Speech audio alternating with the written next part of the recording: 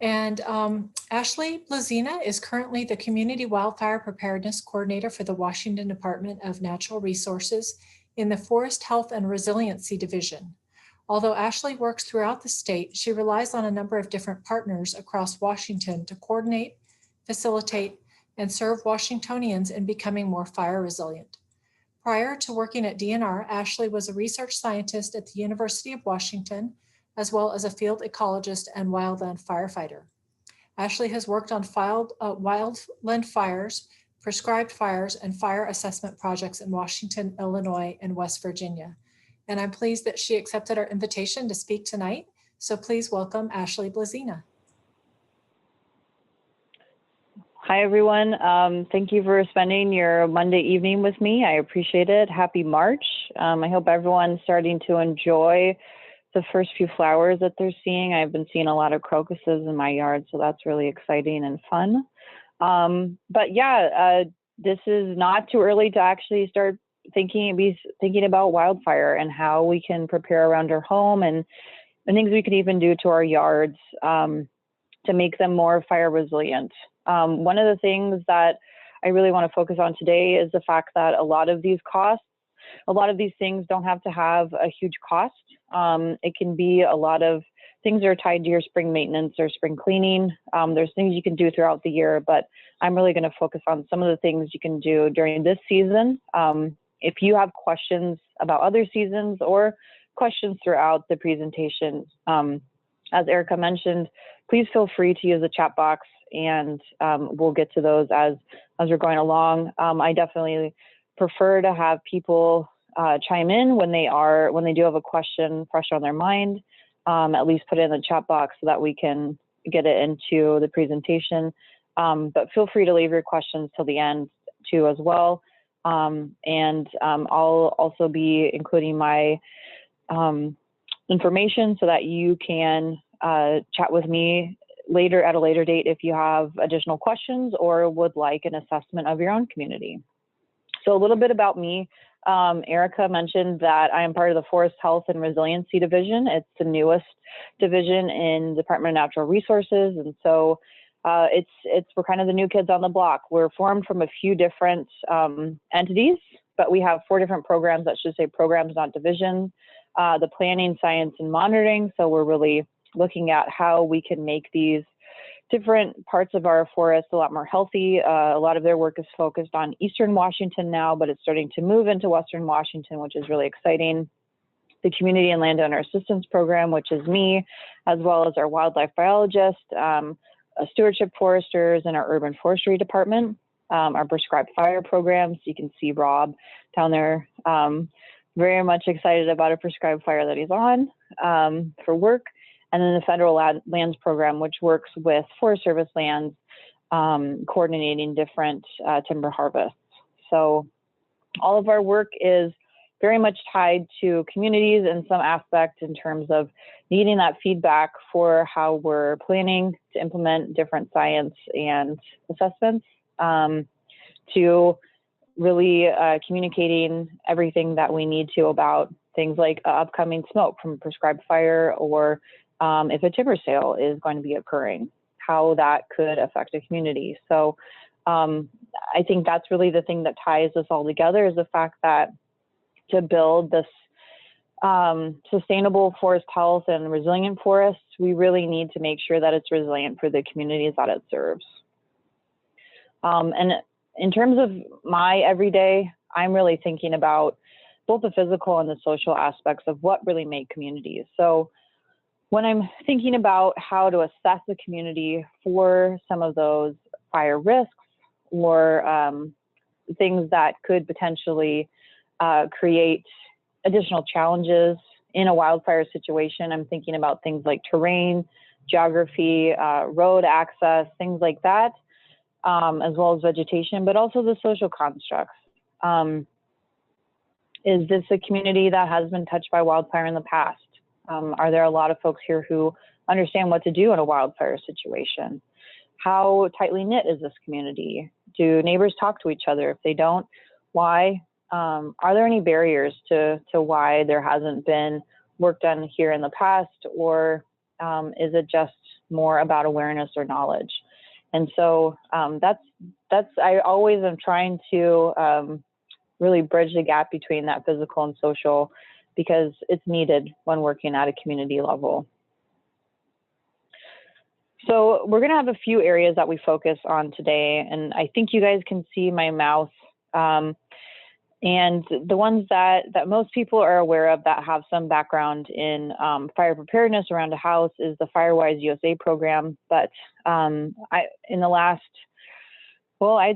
few years of wildfire work, I've really tried to focus more on fire adaptation at a much wider scale and include a lot more of these pie slices into how we're thinking about it, or at least coordinating with it. So in terms of what I do in my shop, a lot of FireWise USA communities, a lot of looking at different communities' defensible space and home hardening abilities, but also starting to look at their evacuation. So do they have safety zones? Do they have different evacuation routes that are already planned and have been tested? Does everyone have emergency kits?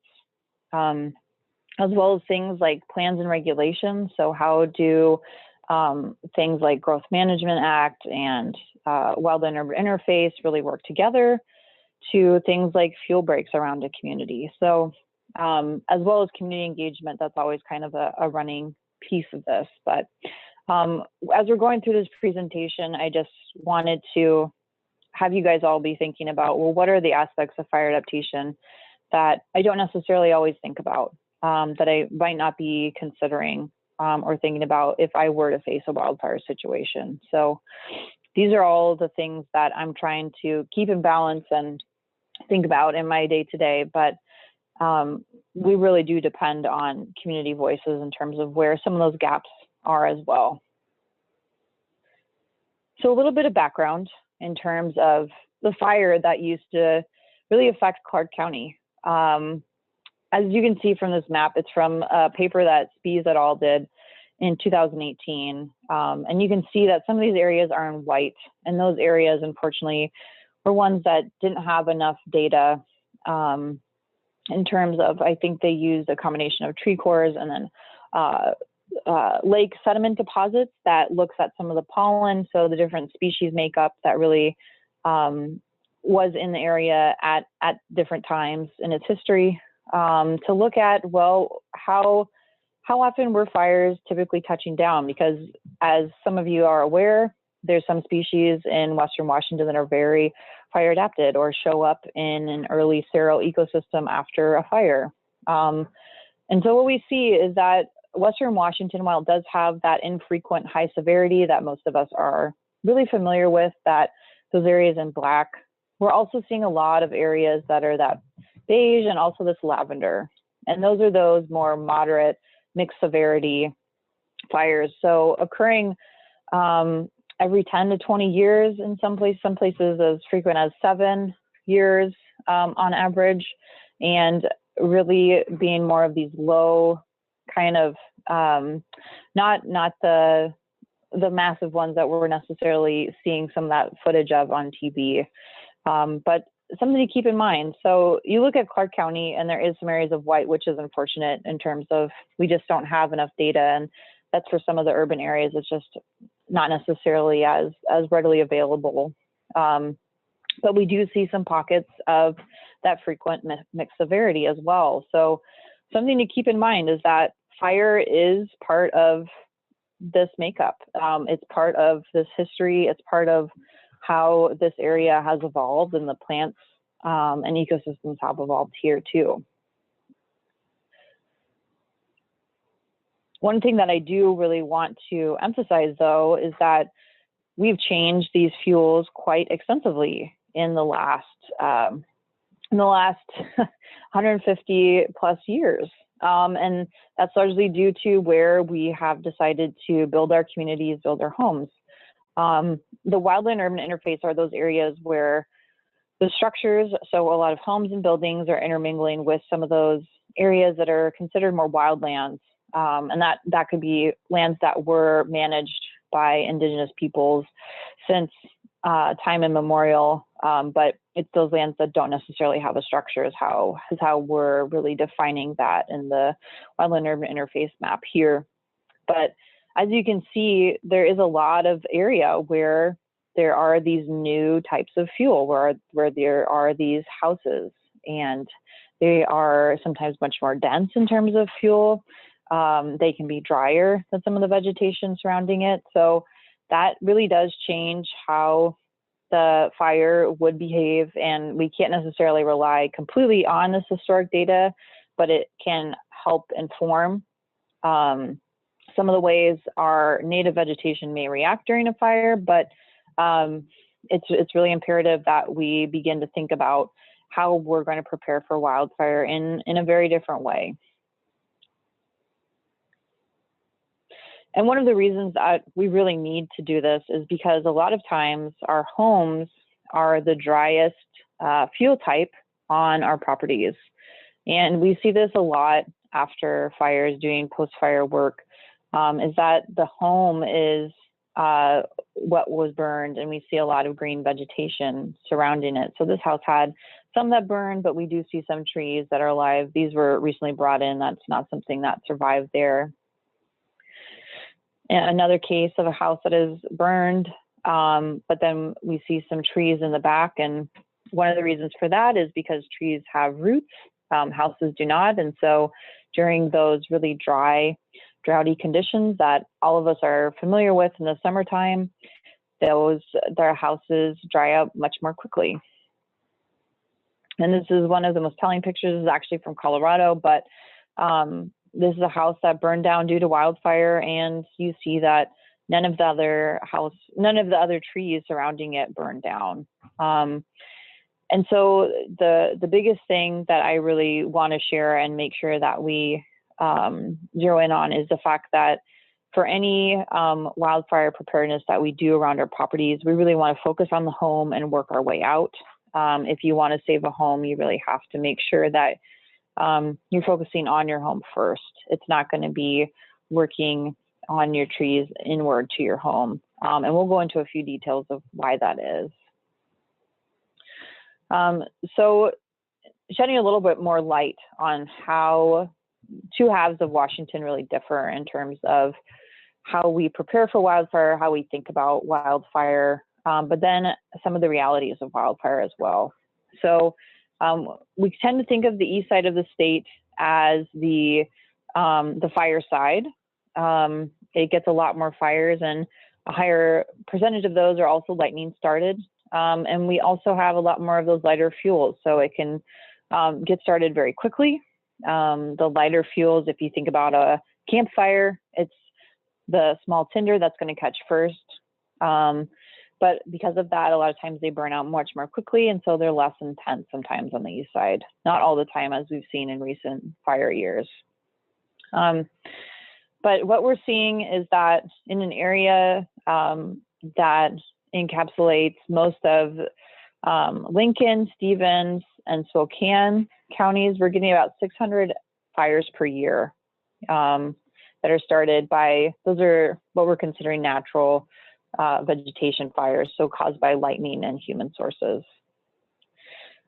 When we go to the west side, which is kind of still considered the wet side, the non-fire side, but I think this year with some of the fires, like the Sumner Grade Fire, which was just south of where I live, we start to see that fires are occurring here. And a lot of times it's not necessarily that they haven't occurred here before, it's just that we've been able to put them out more quickly due to a variety of different factors. But a big thing here is that 90% of our fires in Western Washington and Western Oregon are started by humans. If you take that across both Washington and Oregon for the entire state, that averages out to about 70%. So much lower percentage when you're looking across the entire state. But a big component of how we stop fires is knowing what some of those conditions are that can really start them.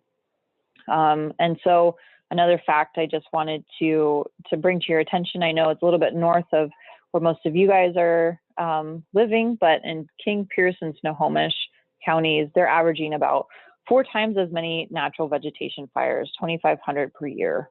And this is really key because I think folks don't even think these ignitions are starting, but often they are.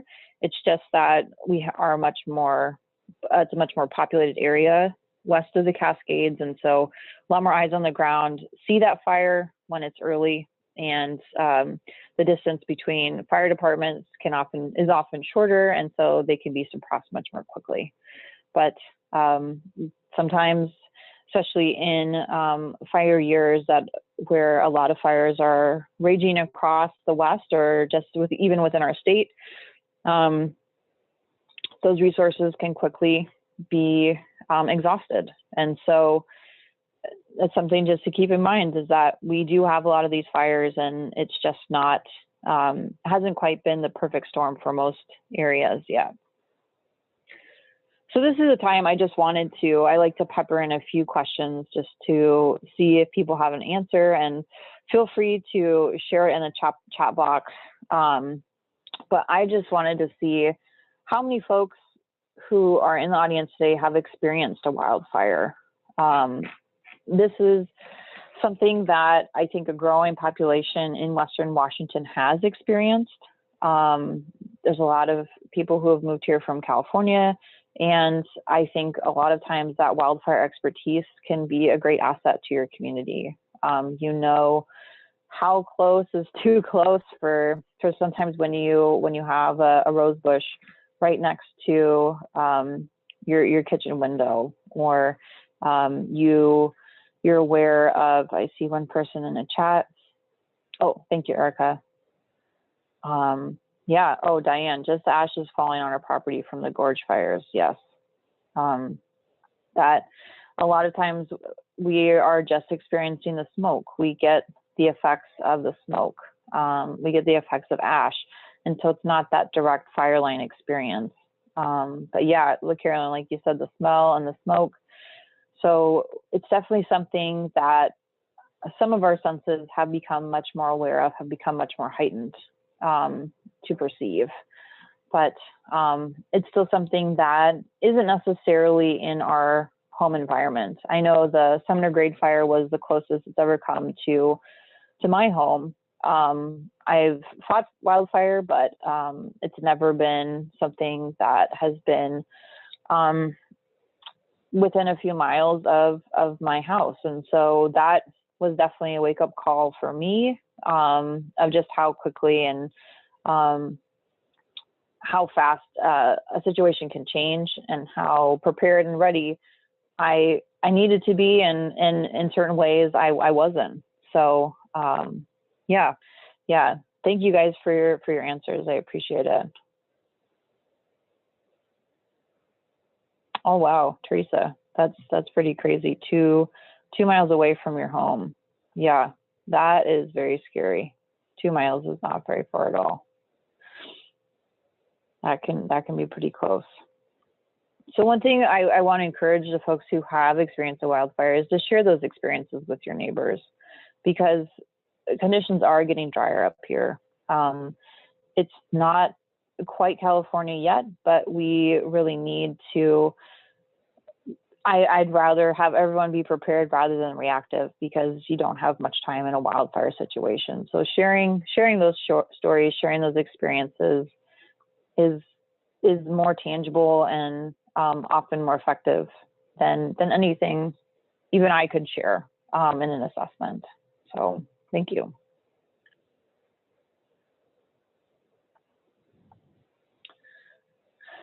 So I'm just going to do a brief refresher here in case people aren't aware of how fire starts. You need 3 elements or 3 ingredients in the fire recipe. You need heat, so enough heat to start that ignition. You need oxygen source, and you need that fuel. You can't do too much about how much oxygen is in an environment where wildfire is going to occur. Heat is something you can in some little ways, but that's more how you're starting the ignition sources, but that's not always the case that that can be controlled. There's a lot of times where it's an accident, and so we just need to be prepared. The big one is really the fuel. We need to make sure that we're thinking about how fuels are on or next to our home, how we're arranging them to be more fire resistant, more fire resilient, making our properties as defensible as possible. So I mentioned this earlier, but I feel like it's always something to share, because I heard this pretty early on from a former colleague, Tom Smith, who said that you really have to think about how you start a campfire when you're thinking about how a wildfire starts and how it spreads. And when you're starting a fire, most people are pretty familiar with starting a fire. You start it with the small things. You start it with the kindling, and then you build up to the larger logs. And that's really how a wildfire starts as well. And so the biggest things that you need to be concerned about around your house are things like pine needles and conifer cones and conifer needles, dry grass, leaves, sticks. Just those really fine fuels are what are going to catch and what are largely going to spread a fire as well. Often is the case is that we see houses burned down due to embers. It's not necessarily due to this wave of flames. These are the pictures we usually see in the news, and that's because they're very dramatic, and a lot of times it's not necessarily that accurate in terms of it could be a backburn that the firefighters have lit, but a lot of times how fire moves is kind of like these fingers, and the reason it becomes these fingers is because embers a lot of times can fly over a mile away from the main fire front. That happened in the Sleepy Hollow fire in Wenatchee. There were some factory buildings or industrial buildings, I'll say, that were more than a mile away from the main fire front, and those burned. And they were right in town. I think a lot of times people think, oh, I live in town, I don't have to worry about it, I'm not right next to the forest. But if you're within a mile or two, that you really are just as close as folks who have it right against their backyard, in terms of those winds. When they pick up, those embers can travel pretty quickly and pretty far.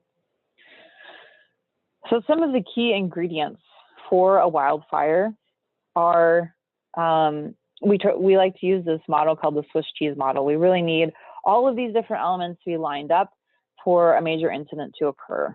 And due to a lot of the different changes in the fuel structure in Western Washington, as well as the historic fire regime being this mixed kind of patchwork, researchers who have been working on this for several years have found that the three key ingredients that are really needed in Western Washington for a big fire are that ignition source, and often it's a human source, a short-term dry weather, and this is something that I've heard time and time again, is that you usually need about 3 days of dry weather, and that's not a lot.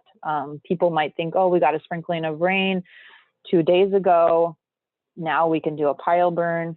Often that light rain is not going to be enough to really keep those fuels around a pile nice and moist and not ignitable, as well as something like a seasonal drought. So that longer term dry and that short term dry are really the two keys to be thinking about when you're doing activities that could be a potential source of ignition. And I just say this especially now when we're in March, because 2 years ago in March, we had 45 fires start in 3 days. And so it's something that as we're moving into springtime, even March, which we tend to think of as a really rainy time where it's cold and conditions aren't ripe for wildfire, it can happen. And so it's really important to stay on top of things like a drought, looking at drought indexes for your area, and really thinking about how much rain have we got this month? How much rain have we got in the last few weeks before we really, really start to engage in some of these different activities. And then this is just to put this back up here. The number of fires that are started by people, I really want to hammer that home. This is something that we do have some power to prevent if we're really being more aware and thinking about it. But again, preparedness needs to come with prevention, because a lot of these are accidents and we are all human. So just to go over a few of the different sources of wildfires, and they can be quite vast. We're pretty all familiar with Smokey Bear's message of make sure your campfire is dead and out. Stories of lit cigarettes being tossed out of windows and lighting the strips along highways on fire. But a lot of times we have other incidents that occur that are started by other sources, things like lawnmowers. A lot of people don't necessarily think mowing your lawn could be an activity that could start a fire, but your risk of a fire starting from hitting an incidental rock that might be in your backyard and starting a spark goes up quite a bit if you mow your lawn after 10 a.m. And so, yeah, pile burns. We see a large number of folks who really did a lot more yard work in 2020 during the pandemic, and that's likely to occur again as a lot of people are still at home. But doing those pile burns at a time when conditions really are too dry, they haven't done enough to remove fuels around their piles, or piles are too large, and it can be really easy for an ember to fly off and a fire to start in another part of your yard. Fireworks, also a big one. Target practice can be a big one. There was even a fire that was started by a water bottle that had some reflective material that was left at a timber harvest. So fires can start from a wide variety of factors. In that particular case, I bring that up just to say we can't necessarily stop them all, but there is a lot of things that we can do to think, what activities am I doing that might make this a little bit more of a higher fire risk for my backyard? So this is the drought index, outlook, and this is something from last year, and I just wanted you guys to take a look at this. Oh, let me see, I have a few chats here. Oh, great, a few more fires. This is great. Thank you, Ray. Thank you, Lori, for sharing those as well. And Kayla, 5 miles. Teresa, oh, yep, we talked about yours. Great, thank you guys. But thinking about the seasonal drought outlook. So this was last year for the summer. I recommend looking this up every year.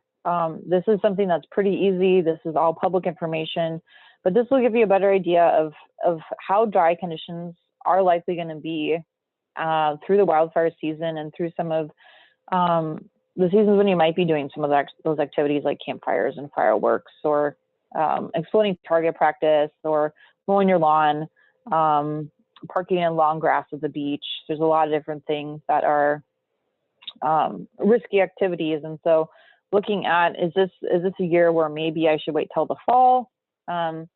Look at the seasonal drought outlook.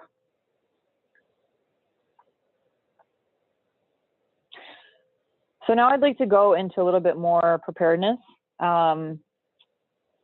because we can't necessarily prevent all of them. There's just going to be accidents. We see a number of fires that are started by kids every year, little kids, and so there's going to be things that are going to occur. In Western Washington, I really like to focus on just the first 2 zones, and that's largely because of the types of vegetation that we have. The amount of vegetation, how quickly it grows back, it's often not worth the investment for a homeowner to go too much further out like they might in Eastern Washington. They might extend out. So we have the immediate zone, which is 0 to 5 feet around your house, the intermediate zone, which is 5 to 30, and the extended, which is 30 to 100. I typically tell folks to just focus within the first 30 feet, and then also look at how are the fuels on your route for evacuation, because more likely than not, the fire that will occur, and likely in Clark County as well, just because of the dense urban population, is that you will need to evacuate. And so having a route that is going to be reliable, that is not going to be one blocked off by fire, is going to be much more key. And then treating the fuels directly on or next to your house is going to be a much bigger deal for preparing and defending your home against wildfire. So I wanted to leave this up for, I'm going to do a quick time check too. Okay, I wanted to put this up just to give you guys an idea of where some of these different embers typically tend to land on a house. And we'll talk about some of these particular spots and things you can do, but I'll just leave this up and let people, feel free to respond if you didn't think of any of these particular spots in the chat box. So you see things like wooden furniture, garbage can, skylights.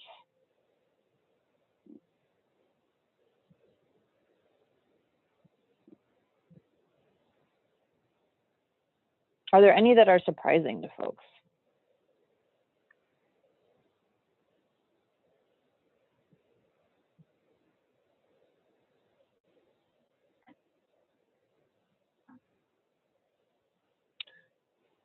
I think one that I didn't necessarily think about was flower boxes before I started to really study wildfire. I wouldn't think that flowers would be a huge issue, and it's nice to wake up to some blooms next in your window, but a lot of times these can be really dry in the AM or not in the AM, during fire season, and if they are to ignite, they can actually break your window through that radiant heat. So that's a big issue. We'll talk a little bit more about the 0 to 5 feet, but as an area you want to have completely free of any fuels. Moving your wood piles away from your house in the summertime when you're not using them. It's fine to have them next to your house in the winter when you're typically using a wood stove, but during the summertime, moving those away. Another big one is skylights. A lot of times people have skylights that are made out of vinyl. Vinyl in a fire situation, can melt. And this can just create huge holes right into your home and burn your home from the inside out. So really important, if you do have a skylight, replace it with glass and to have the framing around it be metal or some other non-combustible material. And I am going to see if this video will play. I am going to talk through it because I don't think the volume is going to work, which is okay. But this is just an example that was done by IBHS. So we have the embers coming, and this is typically how a wildfire would occur. And we have a duplex, so a house that's right next to another house that hasn't been fire treated as well as one that has. And so this is something that I hear a lot of folks say, well, oh, my neighbor isn't doing anything, so that means my house is definitely going to burn down. But this is an example of a duplex. The embers were only hitting each house for a few minutes, but as you can see, the house that does have this fire resiliency features and facets in it fares so much more. I mean, it's barely scathed. While the house on the left, which is made out of cedar siding and has a porch that is completely made out of wood, is very charred and has a lot of damage. You see that one of the windows completely broke. This doesn't even have a flower box on it. It's just that radiant heat from the lower half. Ashley, we're not seeing a video. Oh, you're not seeing a video at all? Oh my gosh, No. I am. Yeah, here, let me see then. I thought that was playing for you guys. I apologize for that. Let me see if I can, I'm going to stop my share for 1 second, and I am going to see if I can just get this up on YouTube for you all.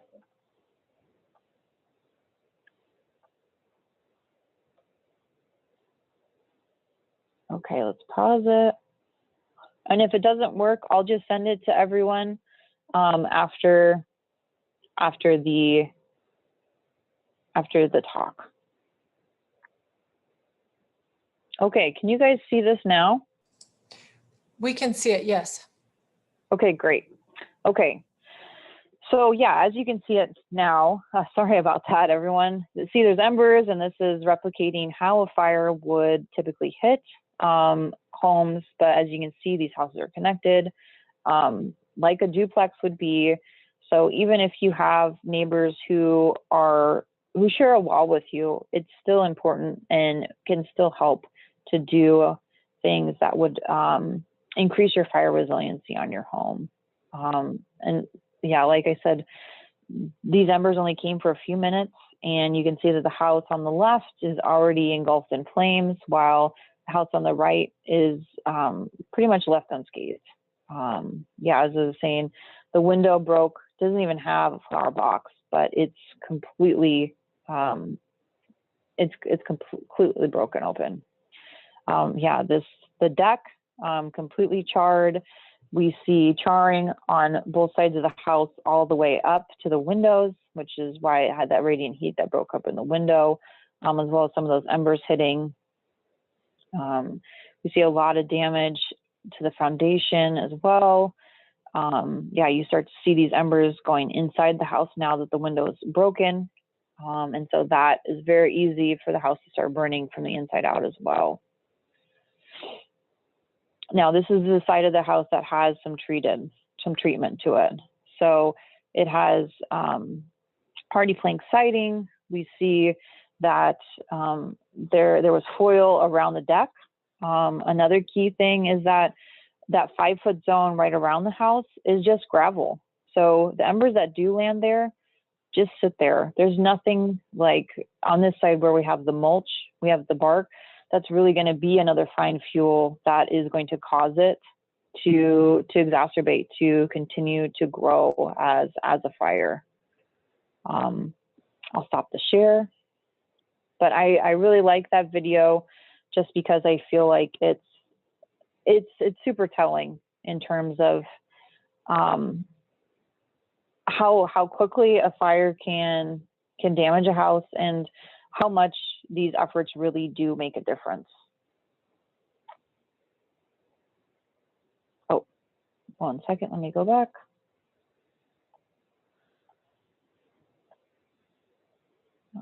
And show, I will go, oh, I don't know why that happened again. Okay, there we go. Thank you guys as I toggle through these. Okay, so I'm going to focus on a few, shoot, I did it again. My apologies, guys. Current slide. There we go. So I'm going to focus on a few different things you can do around your house that are really important. And these are the things that I see as being some of the bigger ones in Western Washington when I do assessments. The biggest one for any house, regardless of where you are, is your roof. I'm doing a quick time check for everybody. And so most people now have composite asphalt roofs.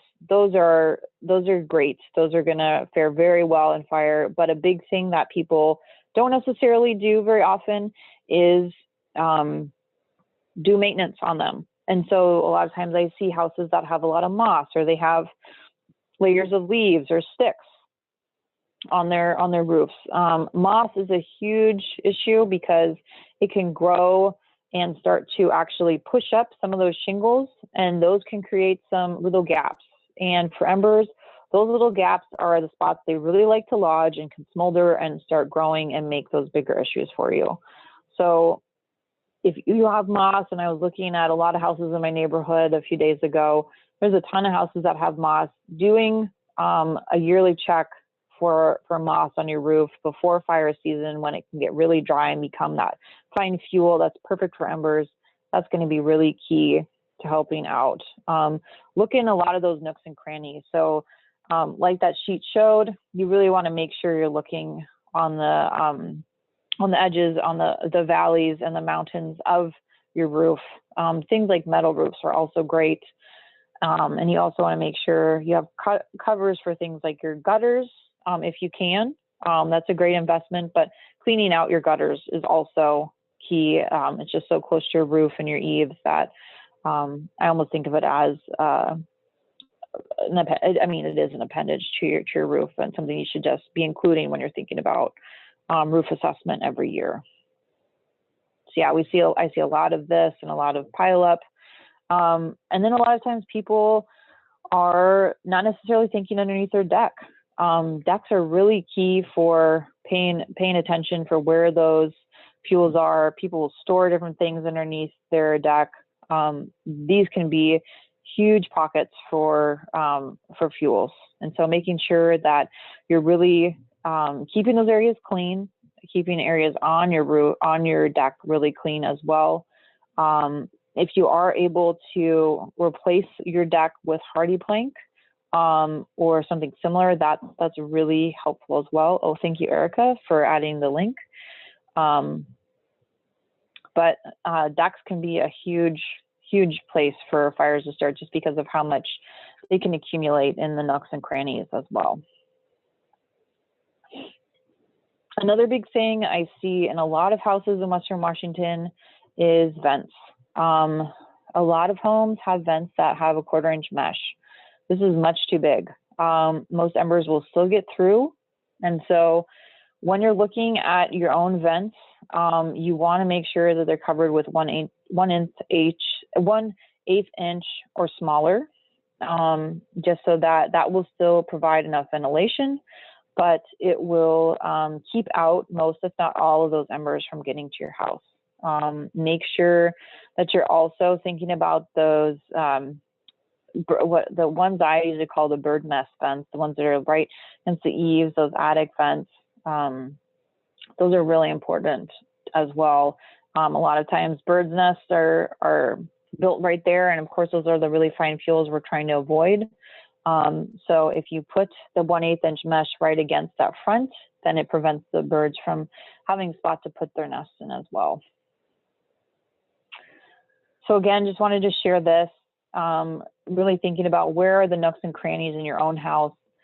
Where do you see those accumulations of fuels? Think about where you're seeing them on a yearly basis, and those can be the spots that are typically going to be the focus areas that you have moving into spring, when you're thinking about spring cleaning, of where you really need to do some cleanup after winter, depending on predominant winds or what type of vegetation you have around your house. That's really going to be key. So again, yeah, making sure that you have that 5-foot zone around your house completely clear of anything that's combustible. So no flower bushes, no mulch. We see a lot of mulch. That is a huge fire starter. It's basically just small embers waiting to happen. So putting things like pavers or gravel, or even just bringing it down to dirt is great. You can move some of those flowers that you have into that 5 to 30-foot zone. It can still look great if you just transplant them a little bit further, but having that space is going to make a huge difference in terms of the radiant heat that's going to hit your house during a wildfire. Now, the other big thing is to, go ahead. Oh, sorry, there was a good question about, are there certain plants or trees that are more susceptible to burning, such as maybe arborvitae or something? Yeah. So that's a great question.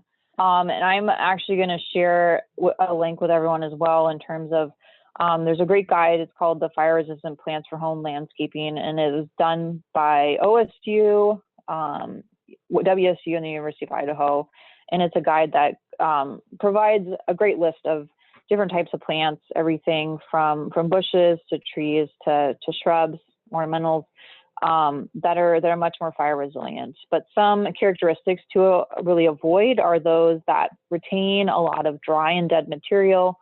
So yeah, things like juniper, arborvitae are terrible, but also things that have some of that shaggy bark, and that's for a similar reason as like having gaps in your shingles. It's a good spot for embers to really lodge and smolder, and then you could have a tree torching and then a bigger fire. Volatile oils, so anything that has a lot of volatile oils in it, in that first 30 feet around your house is a no-go. Scotch broom is a really bad invasive, partially because of how quickly it can just go up in flames during a wildfire situation. But yeah, let me, when we're almost done, I know we're getting closer to time now. We still have a few more minutes, but I can put a link in there for that. Oh, let me go back one more slide. But a big thing to keep in mind for this 5 to 30 foot zone around your house is to separate out the fuels. And so you want to make sure you have horizontal spacing. This is an aerial view of someone who's put in paths and rocks and broken out their plantings into different groupings. But then also that vertical distance. So if you have trees that have some plants underneath them, you want to make sure you have enough distance between those lowest understory and the canopy. What we're really trying to avoid is ladder fuels. Ladders going up to the canopy, once a fire has reached the canopy, it is so very difficult to put out. Just the amount of resources and time that's needed to stop a fire that's in a canopy is, yeah, it's insane. That's just a situation we all want to avoid. So separating those out and making those areas that you have non-combustible things that won't feed the fire, that's going to be really key to making sure that fires are less severe when they're in a yard, if they do come, or don't have as many spots where they're going to really smolder and grow. And I see another chat. Let me see. Oh, perfect. Thank you so much. Yeah, that's it. That's the extension office. Yep. So the last point I really want to touch on is evacuation. And the big reason for this is because of the types of vegetation that we see in Clark County and in Western Washington. We just have a lot more trees. And so while folks in Eastern Washington might have the grasslands or shrub steppe or other things that might make evacuation in a 4x4 rig a little bit easier to manage on a less conventional road or path, we can't drive through trees in Western Washington. So often we have backyards that look like this, and that makes evacuation planning all the more important. And one of the reasons why I really stress also doing this type of fuel work around your home, if you're part of a community group or a planned community, or even if you have a long driveway, really important to make sure that you are that you're mitigating the fuels along those evacuation routes. So one of the things that I'm going to go actually to this as a community as an example, and this is up in Snohomish County, just the county border actually, but this is one community that's kind of around a lake, and we see a lot of communities that are like this, where they only have one road in, one road out. And so think about in your own community where you would go, how you would get out. I did a nature journaling class this year, and one of the prompts was to see how we would plan out, like if we could picture how many blocks it was, what the route would look like as we're evacuating. And it's pretty difficult to think about it if you haven't thought about it before. How long would it take you? Do you have everything you need right now for an emergency situation? If that route is blocked, the smoke was too thick and they just decided to hoof it on foot, are you able to have a secondary route? And so working with your neighbors in your household to plan out a primary route, but also a secondary route, and also start to think outside the box in terms of how you can have these different routes, or maybe even a safety zone. So this secondary evacuation route right now is only a partial gravel road that leads up to their water tower, and they're thinking about potentially extending it to connect to this other road. This is just a trail that kids take to the bus. There's a community that's actually near where Sumner Grade happened. And one of the things that they're going to be doing is evacuating potentially to the nearby school. The elementary school has a really large field that they can evacuate to. This is Lummi Island, a part of Lummi Island. Some of the community has decided they're zoned better. Instead of using the main road, they're actually going to evacuate to an old quarry. So think about those large areas you have that might be close to your house, that might be a good safety zone to go to in the beginning of an emergency situation, but also thinking about those long-term where you might go if there's designated spots for you to go to. Usually it's a fairground or something similar at a larger county level. Most of us have emergency kits in some form, but there's a lot of things that we tend to forget. So thinking about, do I have 3 days supply of water and food ready to go for everyone in my household? Usually everyone needs about a gallon a day, and that's for sanitary, but also drinking purposes. Do we have everyone's important papers? Do we have copies of that in one file that we can just easily take? Do we have copies of files or documents that substantiate things like insurance? Do we have copies or scans of important family photos? There's a lot of things that we need to think about for our emergency bags that we don't necessarily always consider, especially in the heat of the moment. So there's some really good resources on the Emergency Management Division's website for Map Your Neighborhood, which I would highly recommend looking at. It's a great place to just start planning for how you're going to think about it. Map Your Neighborhood was developed for earthquakes, but a lot of the emergency prep that you would do for an earthquake is going to be really similar as it would be for fire. So highly recommend that, just in terms of if you're just getting started with this, to do a go bag with some of their resources. And I know we're getting close to time, so I just wanted to say, if you're curious about what some of the major risk factors are in your community around your home, I can actually come down and do an assessment of your community. I like to do a few at a time, so hopefully we can get multiple folks in a community or an area to do one and just knock a few out.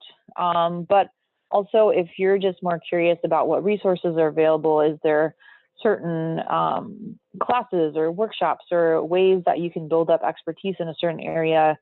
Another major part of my job is just connecting you with the right mentors or technical experts who can help. We have forest pathologists, we have folks who are really experienced with bugs, wildlife. So regardless of what you want for your backyard or what your concerns are as they might tie to wildfire or might not, please reach out. My email is right down here in the lower left. But yeah, I'm always happy to take calls and set up meetings with individual households or communities regarding how they can become more fire resilient. And I will now stop my share and look at so looking at the chat box. Thank you, Ray. Thank you, Carolyn. Yeah, and Lori, that is great. So one of the things that, in terms of a rule of thumb, we want people to prune at least 6 feet off the ground, and that value can increase quite a bit if you have a bush, like say you really have a great cedar tree and then you have a huckleberry bush you don't want to get rid of right beneath it. If you want to retain both of those, what you should do in terms of increasing, oh, one second.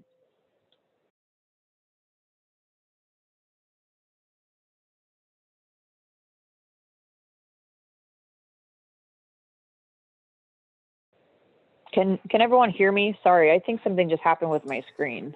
We can hear you, Ashley, but we can't see you anymore. Oh, okay, let me see. There, sorry about that. There you go. Yeah, That's great. I think I went out for a little bit, so my apologies there. But I think, did everyone hear I was starting to talk about a cedar tree and a huckleberry tree, or where was the last thing that you heard? We didn't actually stop hearing you. We just stopped seeing you for a moment. Perfect. That's perfect. Great. Okay, great. So in that example, say your huckleberry bush is 3 feet tall, and you want to, what you want to do is have the space between the top of the huckleberry and that lowest bush on the cedar tree be 3 times the height of the huckleberry bush. So the huckleberry bush is 3 feet tall.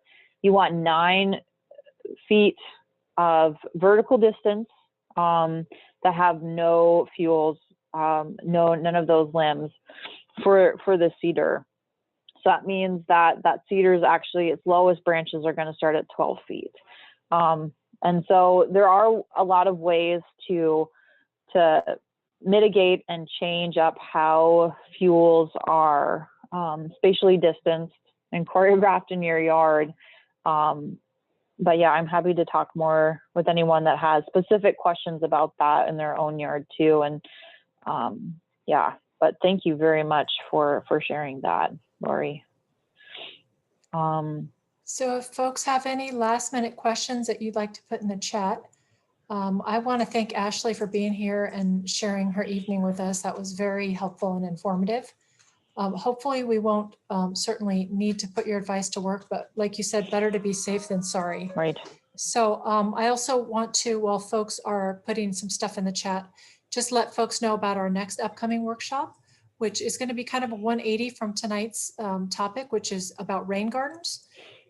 So not only do we need to manage fires, but we need to manage the water on our property as well. It's called Let It Soak In, a rain garden webinar, and that's scheduled for April 13th at 6:30 p.m. And that information is available on our website under workshops. And again, this evening's event is being recorded and will be available on our website as well. Awesome. That sounds great.